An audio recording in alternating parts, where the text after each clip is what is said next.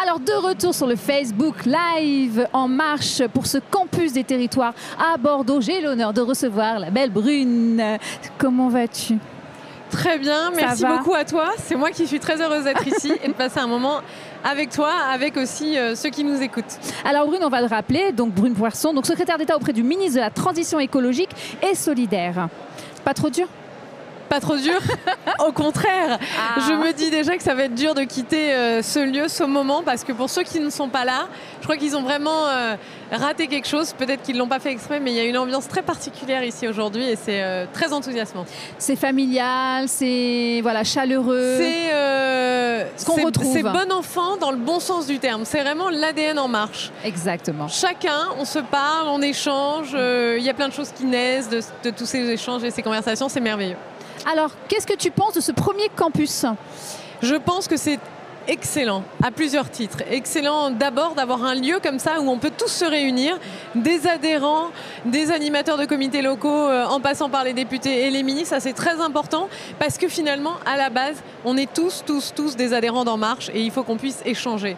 Je pense que c'est excellent aussi parce que le lieu est magnifique. C'est merveilleusement bien organisé, c'est très fluide et c'est merveilleux aussi parce qu'il faut qu'on se dise qu'il y a en avril 2016, il y en avait une poignée, une centaine, une dizaine et aujourd'hui on est là.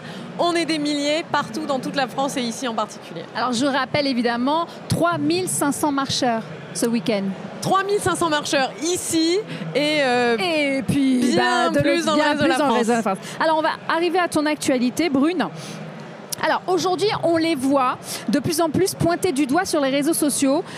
Comment on peut lutter aujourd'hui ou bien valoriser les décharges sauvages? Les décharges sauvages, c'est vrai que c'est un fléau. Quand on regarde, et d'abord, il faut se dire une chose, c'est qu'en France, la très vaste majorité des déchets, ce sont des déchets qui viennent de la construction et des travaux publics, et en particulier de la construction et du bâtiment. C'est l'équivalent de 46 000 tonnes par an. C'est colossal.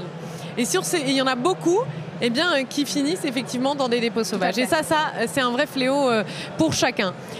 Et une des raisons pour laquelle il y a autant de dépôts sauvages, je ne dis pas que c'est la raison, mais une des raisons importantes, c'est parce que, surtout quand vous êtes un artisan, si vous voulez aller jeter vos déchets de chantier dans une déchetterie, souvent vous faites vous faites parfois plusieurs dizaines de kilomètres et vous arrivez, la déchetterie est fermée et en plus, si jamais vous arrivez au bout des 70 kilomètres que vous avez fait par exemple, loin de votre chantier, vous devez payer. Donc tout ça fait que c'est très compliqué. Parfois il y a des artisans, ils nous disent « Ah mais nous on y va 2 fois, 3 fois » et au bout d'un moment, on finit par se désespérer et on laisse nos déchets dans la nature.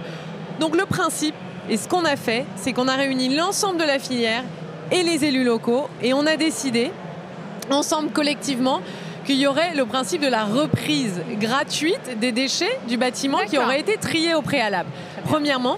Et deuxièmement, les industriels vont s'organiser entre eux pour lancer et pour permettre de s'organiser entre eux pour permettre de financer un réseau de déchetterie, un maillage bien plus dense sur le territoire. Comme ça, il y aura plus de lieux accessibles gratuitement si vous avez fait votre geste citoyen de tri. Et comme ça permettra en partie de lutter contre les dépôts sauvages. Puis on va faire d'autres choses aussi. On va renforcer le pouvoir de police du maire. On va permettre aux villes de mettre par exemple en place de la vidéosurveillance pour savoir exactement qui dépose ces déchets et pouvoir les poursuivre. Et puis aussi, on a lancé une grande étude pour tracer les déchets, où est-ce qu'ils viennent, où est-ce qu'ils vont, etc. Très bien. Donc on s'organise. Voilà, puis c'est motivant, surtout pour eux. Alors comment faire pour que l'économie circulaire, le recyclage, ne soit pas plus vu comme des comportements de bobos, ce qu'on dit aujourd'hui, mais comme un projet ou comme une action nécessaire pour l'avenir?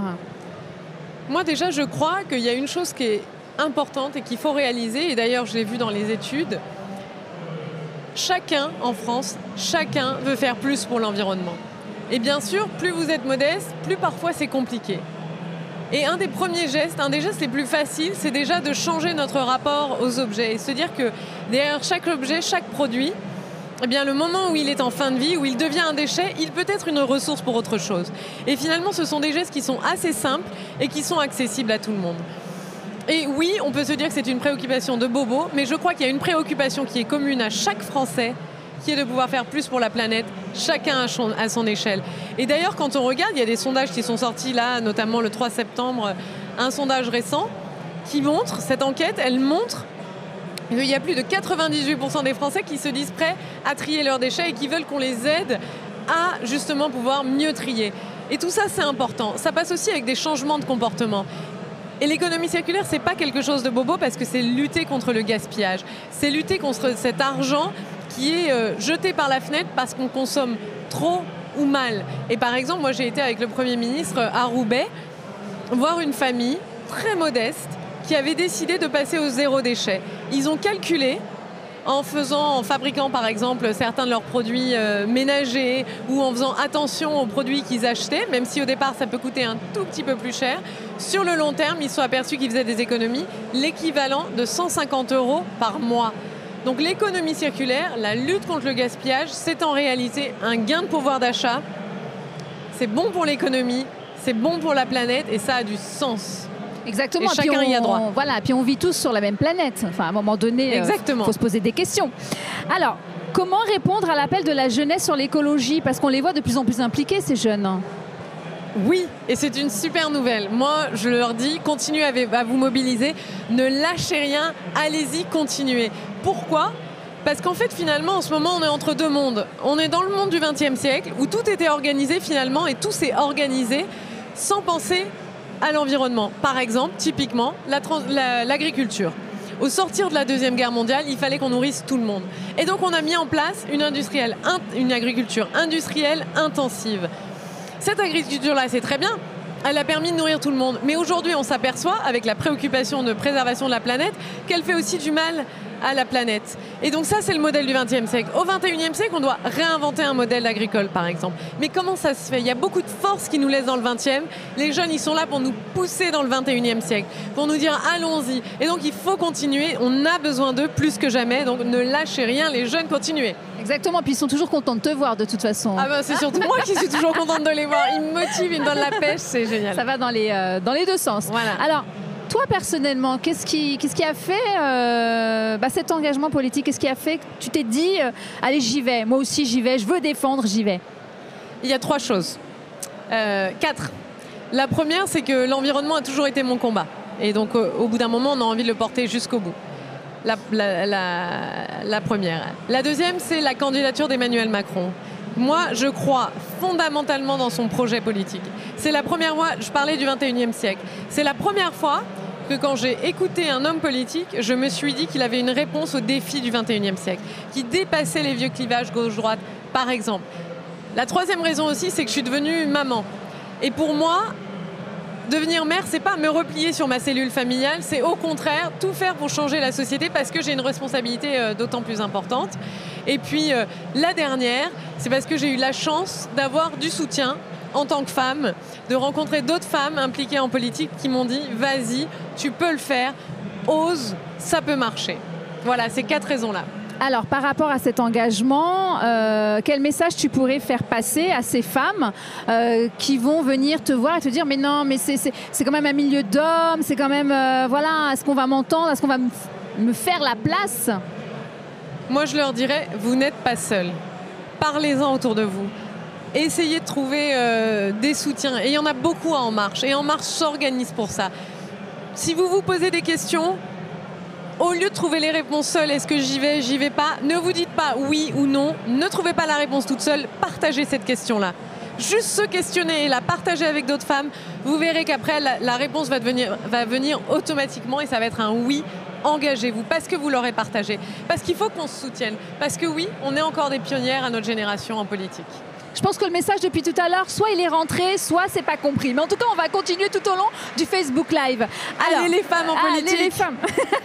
Alors, ton dernier message par rapport aux marcheurs, présents, non présents, qu'est-ce que tu peux leur dire? Que nous sommes un parti fondamentalement écologiste. À la base d'En Marche, il y a des valeurs écologistes. Il y a les valeurs de protection, les valeurs de liberté, les valeurs de bienveillance vis-à-vis de nous, entre êtres humains, mais aussi vis-à-vis de la nature. Tout ça, les bases, le socle d'En Marche, ce sont des valeurs qui sont écologistes. Alors je leur dis, Ne soyez pas timide face à des personnes qui vont vous dire que eux, ça fait 40 ans qu'ils s'engagent pour l'écologie. S'ils l'avaient fait avec succès, l'écologie serait déjà au pouvoir. Et là, En Marche est un mouvement qui rassemble, un mouvement qui rassemble pour l'écologie. C'est aussi un mouvement qui est honnête. Pourquoi? Parce qu'il fait tout pour allier la parole et les actes. C'est le cas par exemple sur les femmes, c'est le cas sur l'écologie, c'est le cas sur le travail, c'est le cas sur la méthode de travail. Donc allez-y, engagez-vous pour un parti honnête, sincère et qui change les choses en profondeur. Et parce qu'il y a des actions aussi, il n'y a pas que du blabla. Exactement. Merci Brune de ta présence, de ta motivation, de tout ce que tu représentes, tout ce que tu dégages. Et puis on te retrouve tout à l'heure de toute façon. Avec grand plaisir. On te laisse continuer ta petite balade. Merci beaucoup à toi. À bientôt. À bientôt. À plus tard à tous et à bientôt. Merci Brune, à bientôt. Merci beaucoup.